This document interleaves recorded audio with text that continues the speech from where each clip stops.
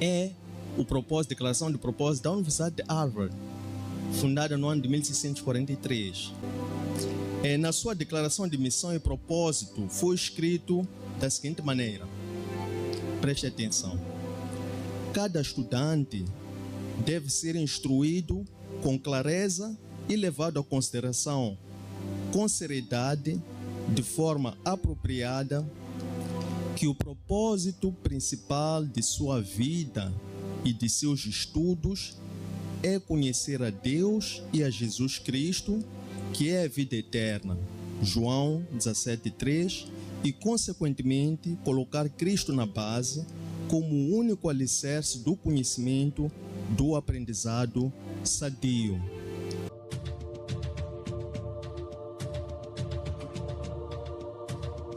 São princípios que fazem de você um princípio.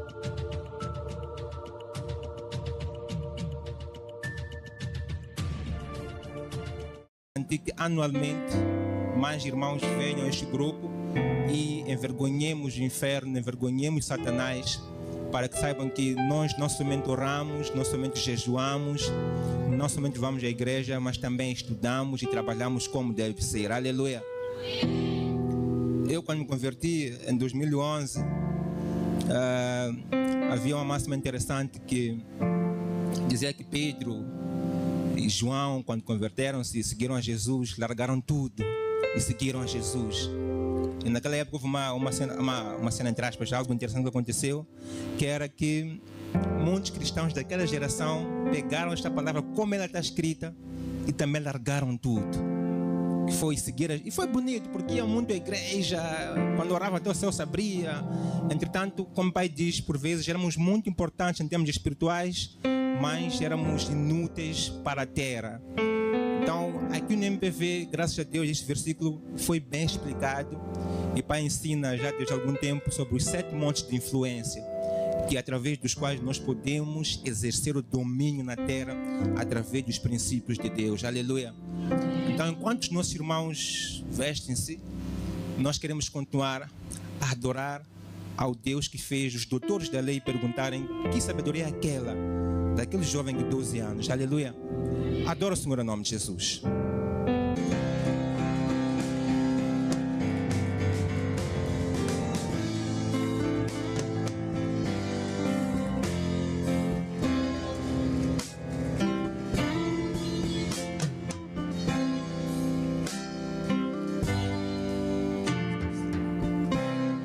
Louvado seja o Senhor.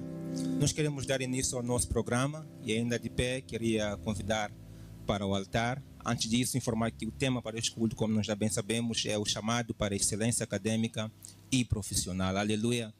O chamado para a excelência acadêmica e profissional. Nós queremos, como filhos de Deus, fomos chamados para sermos excelentes em qualquer área de atuação que nós estivermos. Entretanto, como a igreja sabe, este culto é organizado pelo CEP, que é o Concílio de Estudantes e Profissionais, e é importante que a igreja saiba o que é e quem é o CEP, qual é a sua missão, qual é a sua visão. E enquanto nós estamos de pé, quero convidar para o altar o Dr. Hélio Baloi, ele que é assistente social formado em ação social pelo Instituto Superior Maria, Mãe de África. Aleluia! Aplaude o Senhor enquanto o Dr. Baloi vem ao altar em nome de Jesus.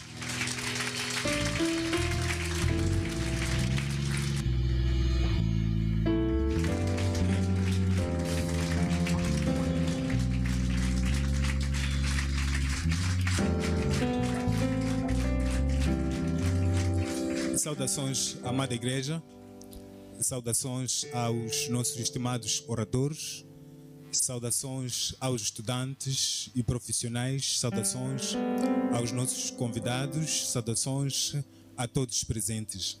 É com enorme satisfação que eu tomo este momento para apresentar a missão e visão do Concílio de Profissionais e Estudantes. Mas antes, permitam-me tecer algumas considerações em torno do precursor desta magnífica iniciativa. Eu estou a falar de um produtor, estou a falar de um disseminador, estou a falar de um defensor do conhecimento que defende que a ciência é essencial em todos os domínios da nossa vida. Já tem algumas obras, muitas obras já publicadas que versam sobre vários assuntos, sobre o dia a dia do ser humano, e já tem recebido condecorações, reconhecimentos ao nível nacional e internacional em civilidade. O que me chama mais atenção nesta individualidade é a sua capacidade de conciliar o secular ao espiritual. É simplesmente algo extremamente maravilhoso. Minha senhora e meu senhor, peço uma salva de palmas para o Dr. Mateus Mutola.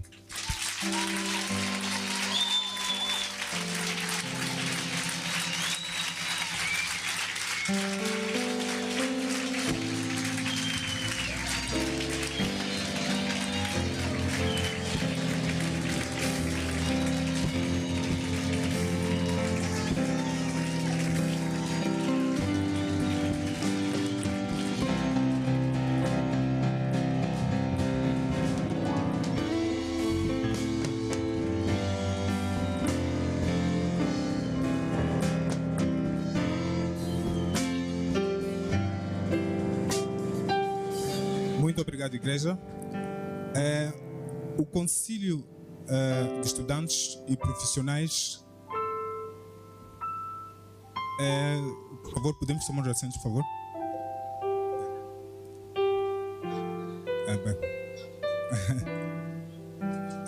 O Concílio de Estudantes e Profissionais é um braço do Ministério Internacional Palavra de Vida e visa essencialmente promover quadros para um excelente desempenho acadêmico e profissional.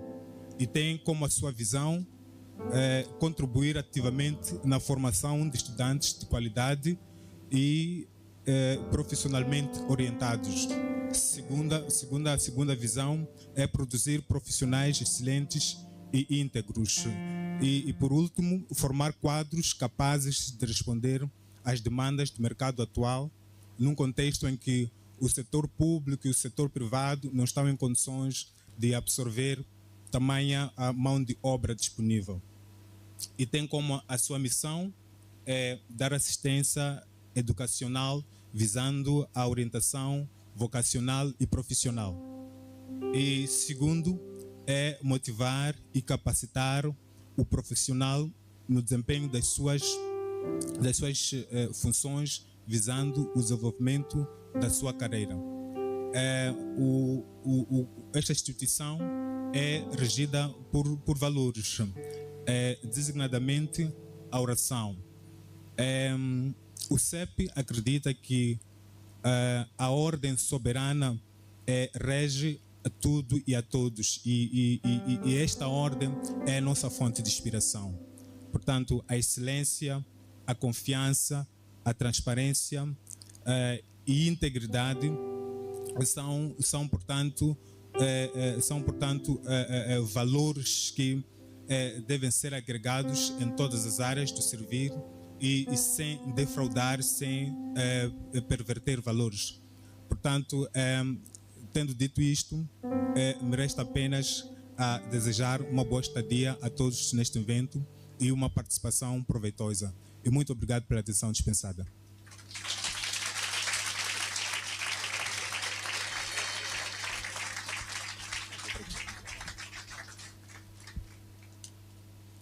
Muito obrigado. Nós queremos dar seguimento ao nosso programa. Como a igreja sabe, contamos para este dia com dois ilustres convidados, o Dr. Antônio Sendi e também a engenheira Lucília Melisse. Quero pedir, antes de mais, que aplaudíssemos a Deus para a vida deles. Aleluia.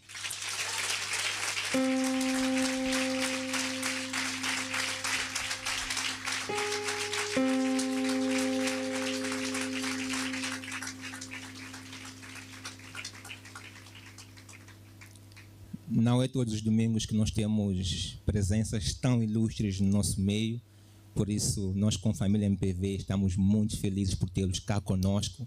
Louvamos muito a Deus pelas vossas vidas e sabemos que se estão aqui, as nossas vidas jamais serão as mesmas. Aleluia. E como sabem, a igreja, os dois convidados vão também partilhar aqui alguma palavra de conhecimento conosco. são homens de Deus, como nós sabemos, mas também estão a trilhar caminhos incríveis no mundo profissional e acadêmico. E é este impacto que nós queremos escolher como igreja e aprender com eles. Aleluia.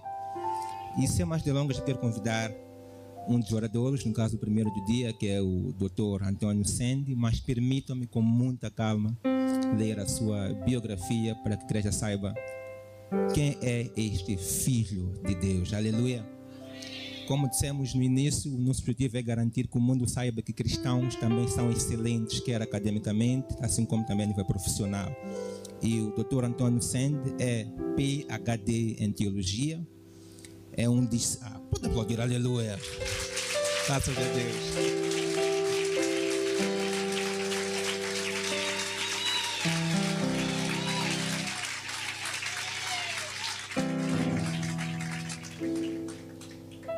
Portanto, é PhD em Teologia. Quer dizer que a palavra de Deus para o Dr. Sandy não é o problema, aleluia. Louvado seja o Senhor. Também é discípulo de Cristo e líder empreendedor dedicado, cuja jornada é marcada pela busca incessante pelo conhecimento e espiritualidade. O Dr. Sandy foi inspirado pelo seu falecido pai, que valorizava a educação, no caso, trilhou um caminho e uma carreira de sucesso acadêmico e profissional, mas durante algum tempo sentiu um certo vazio espiritual que o levou a buscar a Deus. Acho que é interessante. Sentiu um vazio espiritual que o levou a buscar a Deus, de tal modo que hoje aplica-se ao conhecimento científico e à investigação das escrituras sagradas, encontrando nelas orientações e alimento espiritual para a sua missão como evangelista, mentor e também como empreendedor. O nosso ilustre convidado também é fundador das organizações Antônio Sandy Consultoria e Serviços Limitada, também é fundador da Academia de Liderança Servant Leadership, também se dedica a disseminar o conhecimento e promover a liderança espiritual através de projetos inovadores e inspiradores. Para concluir, quem está conectado às redes sociais, com certeza sabe quem é o Dr. Antônio Sandy. Quem assiste o Chá de Liderança também sabe muito bem quem é o Dr. Antônio Sandy, que figura podcast pelo seu programa. E nós temos hoje a honra de não estar com ele virtualmente, como acontece com os outros convidados, outra audiência dele, mas ouvi-lo na primeira pessoa e ao vivo. Amada igreja, convido a aplaudir bem forte o nome de Jesus, enquanto o Dr. Sandy vem ao altar em nome de Jesus. Coloque-se de pé, aplaude o Senhor em nome de Jesus. Mais forte que é para Jesus, aleluia. Mais forte que é para o Senhor Jesus.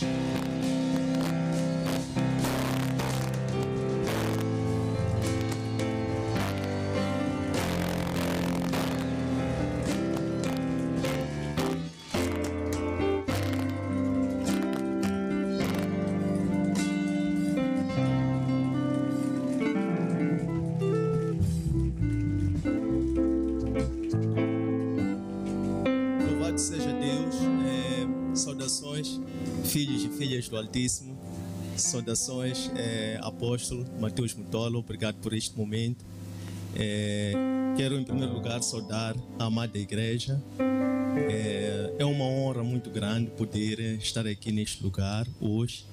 É um sítio que sinto-me tão bem e fui muito bem recebido por uma anjinha que estava lá na entrada e ela olhou para mim e disse: é a primeira vez?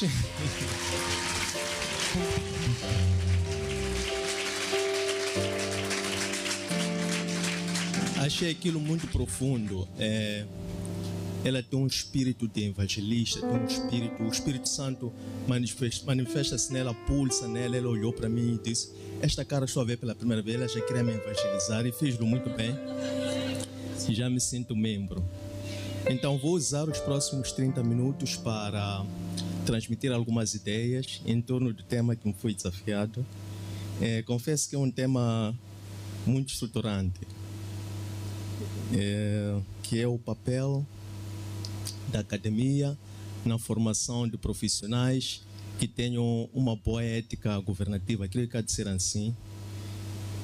E eu, quando olhei assim para o tema, eu pensei assim: sou tão pequeno para falar deste tema, mas talvez o Senhor é quem pode me dar a luz, a inspiração para poder ir de encontro àquilo que são as expectativas em torno de um tema tão estruturante, mas também tão atual quanto esse.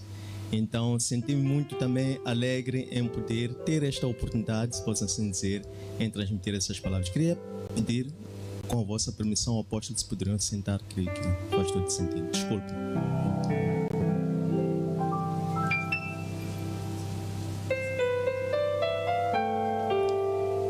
Então, a minha apresentação vai passar por 6 pontos. É uma mini cábula só para não me perder e ter uma boa gestão do tempo. A primeira, vou falar sobre a importância da fé e obras. Depois vou falar sobre experiências recentes em 2 universidades, experiências pessoais recentes, regido pelo Espírito Santo em 2 universidades moçambicanas. O terceiro ponto, vou falar sobre a visão e a missão de algumas instituições de ensino superior, uma estrangeira e 3 moçambicanas. Depois vou falar sobre a importância da carreira cristã para o sucesso do chamado excelência profissional e também acadêmica. Depois vou falar sobre a liderança ética, que é uma das dimensões de liderança, que entendo que empresta dimensões atuais e também dimensões que vão de encontro com o tema da conversa de hoje. E sexto e último pano, vou falar sobre a importância de rasgarmos as vestes acadêmicas, porque muito mais do que vestes exteriores, nós devemos vestir vestes espirituais, fazermos novos seres, concebidos à imagem e à semelhança do Senhor, e que sejamos assim transformados, não exteriormente, não transformação da mente, mas sobretudo transformação do coração. Eu creio que a transformação da mente é um caminho para transformar o nosso coração, porque a palavra nós primeiro ouvimos, depois compreendemos, depois ela desce e modifica o nosso coração. Por isso é que Cristo, o Pai da igreja, a cabeça da igreja, ele disse que ele veio para circuncidar o crepúsculo do nosso coração, que é mudar o nosso ser, mudar o nosso estar, mudar o nosso caráter. Então creio que essas linhas vão nos ajudar a conseguir esgotar em 30 minutos esse tema tão estruturante que não termina por aqui. Prontos, eu quero aqui em primeiro lugar trazer aqui dois grandes escritores da Escritura Sagrada e sobretudo do Novo Testamento. Temos por um lado a teologia do apóstolo Tiago, temos por outro lado a teologia do apóstolo Paulo. Se nós quisermos contrapor aquilo que foi a relevância e o papel desses dois, nós podemos compreender que o apóstolo Paulo é considerado o apóstolo da fé, ou ele foi aquele que defendeu um apostolado da fé. Se nós olharmos para os livros de Romanos, livro de Gálatas, livros de 1 e 2 de Coríntios, o tema central que eles discutem é sobre a fé. Por outro lado, temos o apóstolo Tiago, que está no grupo das epístolas gerais, ou das epístolas católicas, porque são epístolas que foram dirigidas a um público mais amplo, para além das epístolas paulinas, que eram dirigidas a certas regiões. O apóstolo Tiago é apresentado como aquele que defendeu o apostolado das obras da fé. E em certo sentido isso pode criar uma certa confusão, porque há alguns que podem até dizer que um veio para se opor ao outro. Isto é, que o apóstolo Tiago veio para defender que a justificação do homem é na base das obras. Ora, das obras da fé, pois assim nós podemos encontrar uma complementaridade entre o apostolado do apóstolo Tiago e o apostolado do apóstolo Paulo. E até para ser mais rigoroso, desses dois, quem escreveu primeiro foi o apóstolo Tiago, porque a epístola de Tiago foi escrita nos anos 60 e o apóstolo Paulo começa a escrever nos anos 62 em diante. Mas há um aspecto muito importante que o apóstolo Tiago traz, é que ele defende a vida cristã prática, ele defende a fé na prática. Por isso é que ele defende que uma fé que não produz obras é uma fé, creio que muitos sabem muito bem disso, é uma fé morta. Então ele defende muito a importância de a fé cristã tornar-se uma fé prática, que muda, que modifica, que altera o caráter, o ser e o estar, e verdadeiramente produzam obras, mas obras da fé. Eu quero de seguida falar de 2 experiências recentes que eu tive em universidades moçambicanas. Eu fui formado numa universidade moçambicana, uma das maiores universidades moçambicanas, e muito cedo terminei a formação com a idade de 23 anos e eles depois me contrataram para ser docente nessa mesma instituição. E eu fiz parte do primeiro grupo de docentes que foi formado internamente para passar a dar aulas naquela mesma universidade. E pronto, com muito labor, era muito pequeno, muito novo, tão imperfeito, que comecei a aceitar esse desafio sem saber onde é que isso ia me conduzir. Então comecei a servir nessa universidade, servi ativamente durante um período de 16 anos. Chegou uma altura, no final desses 16 anos, estamos a falar do ano 2020, me deram o desafio, talvez o desafio mais complexo dos que tinham me dado antes. Isto é, já me confiavam algumas responsabilidades, muito para além de entrar na sala de aulas e transmitir o conhecimento. E o desafio que me transmitiram nessa altura era o de desenhar o novo plano curricular de uma das licenciaturas lá naquela universidade. Foi uma tarefa muito desafiante, porque eu tinha que coordenar um trabalho que incluía outros docentes também da mesma faculdade, e alguns deles que até tinham sido meus professores. Então, começamos a trabalhar. Eu recebo este desafio pelo chefe de departamento dessa instituição, que não importa o nome, e comecei a aplicar-me para aquele trabalho. Eu perguntei ao senhor, por que eu tenho que fazer este trabalho? Então ele disse, tudo isso que eu tenho te ensinado, essas formações, esses cursos que tenho estado a fazer, desenha, promova e faça refletir nesse plano que estão a confiar-te para tu fazeres. Então eu comecei a refletir nesse documento ideias inovadoras, estruturantes, ideias que, sem querer esconder conhecimento, eu estava ali a tirar tudo quanto eu sabia, mais alguma coisa, coloquei naquele papel. E enquanto íamos discutindo para validar esse documento, tivemos várias reuniões programáticas com os vários membros que faziam parte deste conselho, isto é, os meus colegas, também docentes dessa mesma universidade. Alguns deles, ou quase todos, docentes a tempo inteiro. Eu somente um docente a tempo parcial. Então, fomos discutindo no calor da discussão para a validação do documento. Eles aceitaram as ideias, mas quando chegou o momento já da decisão final, estranhamente, eles recuaram, como quem diz, já não estavam de encontro com aquilo que eles antes haviam aprovado. Então eu perguntei a Deus, por que assim tem que ser? Eu não posso me corromper, aceitar uma coisa que não vai de encontro com aquilo que está no meu coração, que Deus colocou no meu coração. Em primeiro lugar. Segundo lugar, eu percebi que o que tinha que estar ali tinha que ser algo que beneficiasse gerações, pessoas, gerações, povo, país, a nação de Cristo. E achei aquilo um pouco estranho, então aproximei-me ao chefe de departamento que tinha me confiado essa missão. E sentei com ele com muita sinceridade, eu disse, chefe, desculpa. O chefe confiou-me esta missão, eu dei esses passos, o chefe acompanhou essas discussões, porque ele sempre esteve em cópia em todo este processo. E o chefe sabe que o documento final chegou a esta fase, em que tinham novas disciplinas, novos modos, novas ideias, mas agora, estranhamente, os colegas que antes aprovaram estão a rejeitar. Eu acho estranho isso, porque de dia eles pareceram uma coisa, mas à noite estou a ver uma coisa diferente. É estranho isso para aquilo que o chefe me confiou enquanto uma responsabilidade.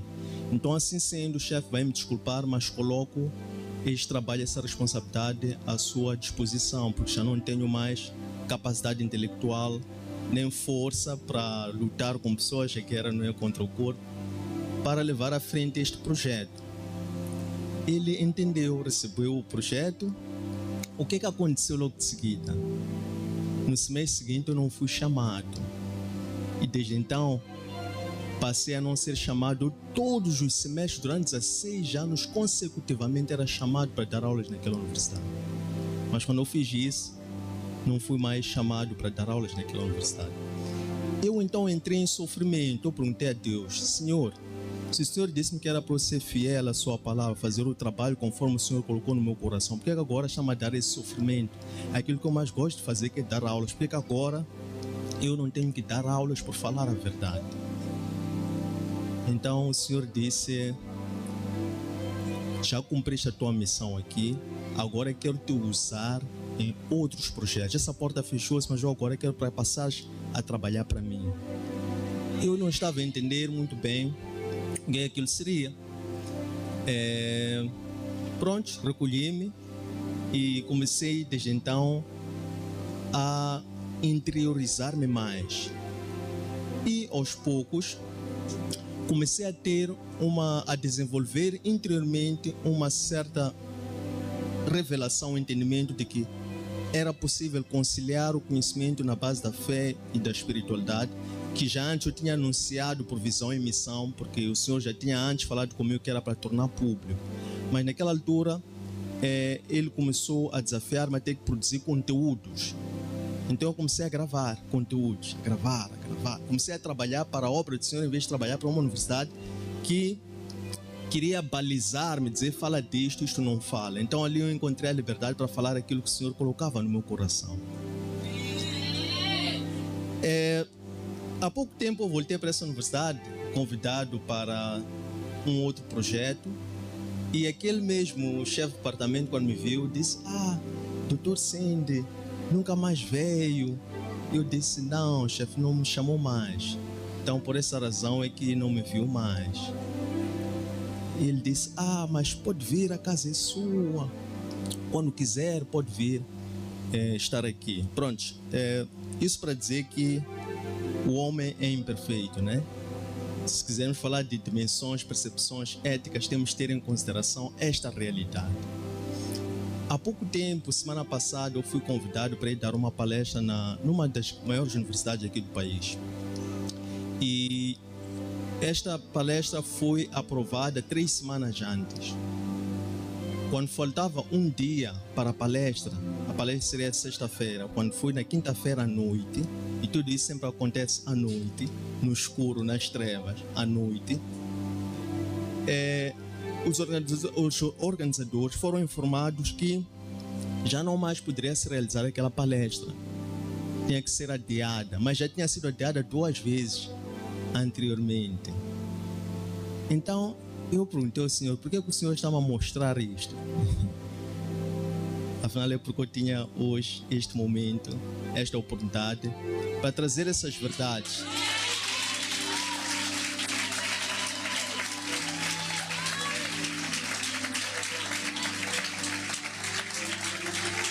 Essas verdades, quando Deus te mostra uma coisa, você não fala, você está a mostrar espírito de covardia.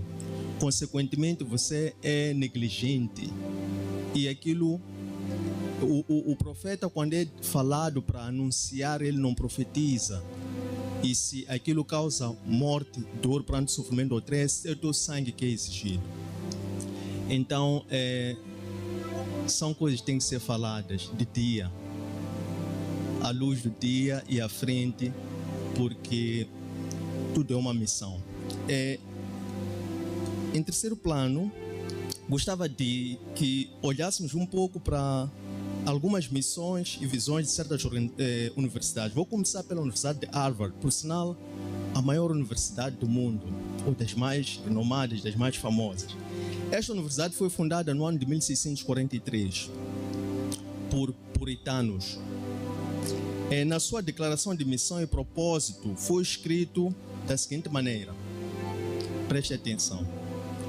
Cada estudante deve ser instruído com clareza e levado à consideração com seriedade, de forma apropriada, que o propósito principal de sua vida e de seus estudos é conhecer a Deus e a Jesus Cristo, que é a vida eterna, João 17:3, e consequentemente colocar Cristo na base, como o único alicerce do conhecimento do aprendizado sadio. É o propósito, declaração de propósito da Universidade de Harvard, fundada no ano de 1643. Vamos olhar para a declaração de visão e missão de algumas universidades moçambicanas. Vou começar, talvez, não interessa a hierarquia, vamos lá ver, Universidade Pedagógica. Missão: produzir e disseminar o conhecimento científico e promover a inovação através da investigação como fundamento dos processos de ensino-aprendizagem e extensão, educando as gerações com valores humanísticos, de modo a enfrentar os desafios contemporâneos em prol do desenvolvimento da sociedade. Vou ler agora a visão, ou melhor, a missão de uma outra universidade moçambicana. Esta tem como missão formar técnicos superiores com qualidade, de modo a que contribuam de forma criativa para o desenvolvimento econômico e sociocultural sustentável de Moçambique. São universidades moçambicanas. Vou agora ler a missão de uma outra universidade moçambicana. Por sinal, esta que é uma universidade convencional, isto é, deveria ser uma universidade que deveria apregoar as duas fontes de conhecimento. Não vou dizer o nome da instituição, mas vou ler a missão. Orientada por princípios cristãos católicos. Desculpem, vou para a missão. Desenvolver e difundir o conhecimento científico e a cultura e promover nos vários domínios do saber a formação integral de qualidade e permanente de cidadãos e profissionais comprometidos com a vida e com o desenvolvimento sustentável da sociedade moçambicana, bem como do mundo em geral. Então, não preciso desenvolver muita coisa, conseguimos olhar para diversas realidades, porque vou vos dizer uma coisa: missão tem um peso estruturante em todo o resto. Missão e visão são os pilares de uma instituição. Por isso é que o profeta Abacuque diz: escreva a visão em letras tão grandes que até tu, passando a correr, possas. Então não se pode brincar com declaração de visão e de missão, porque afeta todo o resto. Eu quero agora convidar-vos a olharmos para a carreira cristã. A carreira cristã, ela é carregada de sofrimento e de santidade. O sofrimento é permitido por Deus para que a fé do cristão se torne pura e preciosa. O sofrimento, o que é sofrimento? Eis a questão. Sofrimentos são provações, tribulações, perseguições, prisões, todo tipo de sofrimento que te leva a padecer na carne e no espírito. Isso é sofrimento. A palavra de Deus dá a melhor resposta para o sofrimento, porque Cristo padeceu na carne, Cristo padeceu no espírito. Depois Cristo enfrentou a cruz e ele venceu a cruz. Então a vida do cristão é a cruz. O cristão não pode fugir à cruz ou temer a cruz. Se vocês forem olhar para a epístola de Tiago, capítulo 2, versículo 5, ele diz assim, capítulo 1, versículo 5, ele diz: se alguém quiser